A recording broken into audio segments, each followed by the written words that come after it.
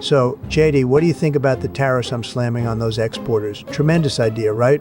Mr. President, let's discuss that. Tariffs raise consumer prices domestically. Yeah, and then consumers will spend more. Makes the economy look bigger. Genius.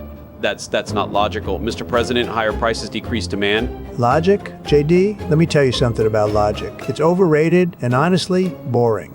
This affects more than just consumer prices. Farmers lose export opportunities. They're going to be hit the hardest. You've got a point there, JD, but that's not enough to get a reaction from them. Wait, here's the plan. Let's deport their workers too. That's how we really rile them up.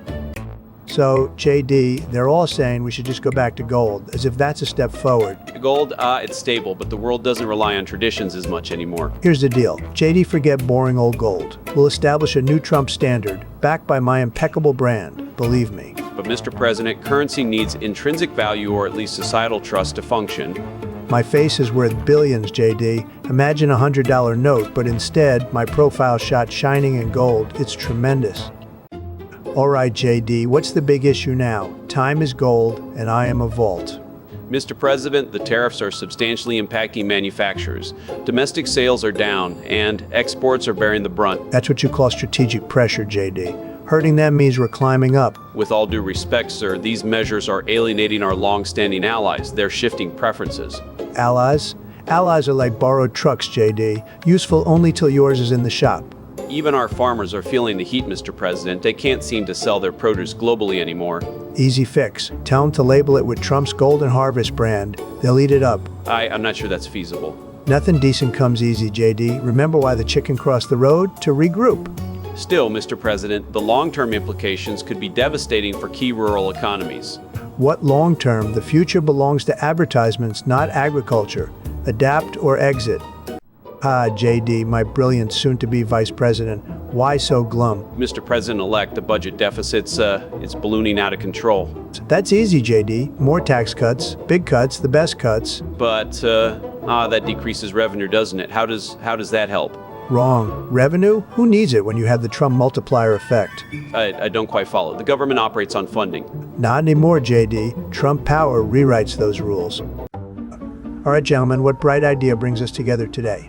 The national debt has reached an unsustainable level, Mr. President. Debt, Schmeat. Let's pitch it as entertainment. Who wants to pay $1 trillion? Can't she write? Mr. President, the country's financial future isn't a game show. Such an approach lacks any relation to how bonds or finances operate. But people adore competition. It's ratings gold. Focusing solely on ratings undermines addressing the severity of the situation. We need to consider sustainable economic policies, not spectacles. Spectacles move action. What else grabs everyone's attention? Reform moves action, strategic and deliberate reform. Delaying decision-making only worsens the potential consequences, sir. I've survived pressures beyond your charts, folks. Find some innovation here.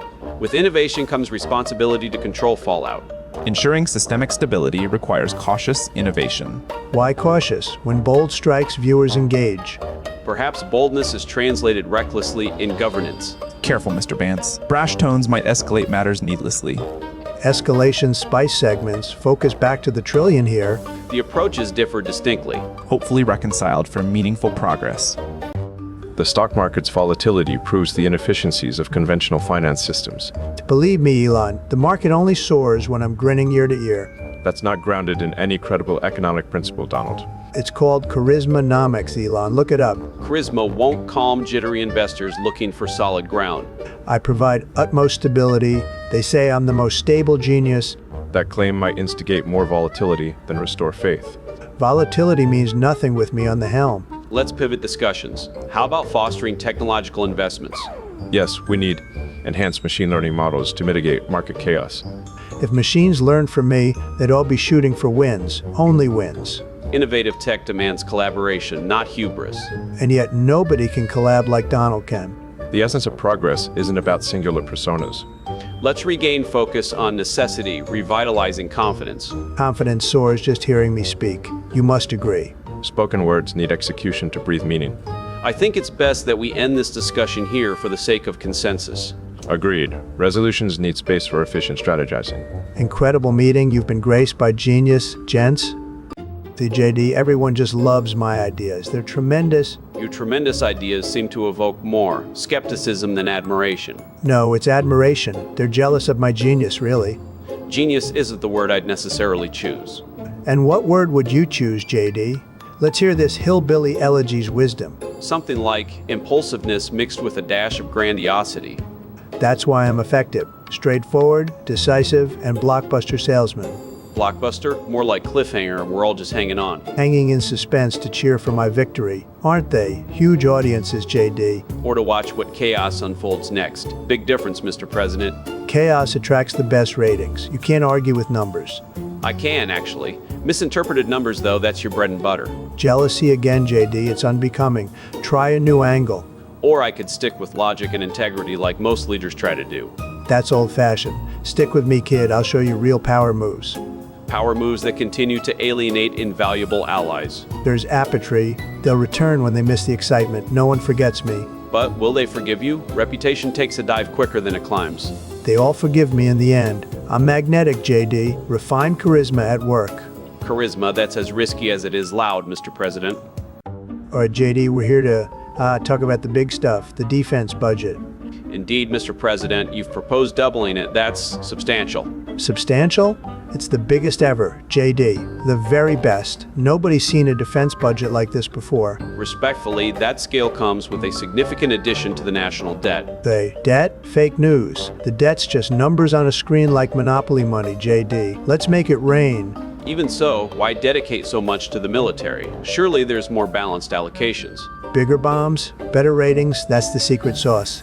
You think ratings grow on trees? They come with firepower. So this is about posturing more than policy benefits? Partially.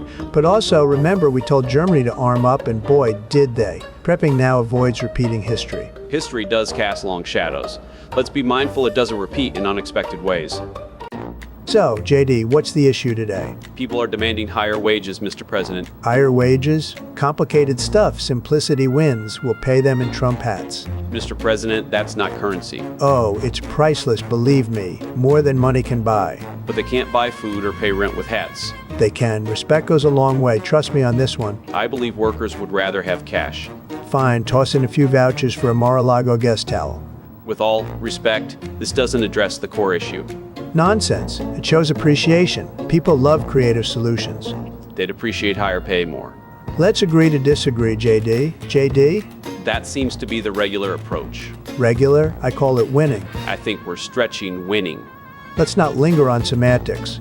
Fair, but semantics grade policy. Policy, JD, is where imagination thrives. I'm imagining explaining hats as wages. Think of the free publicity. All right, JD, let's talk about this Fed nonsense, all right?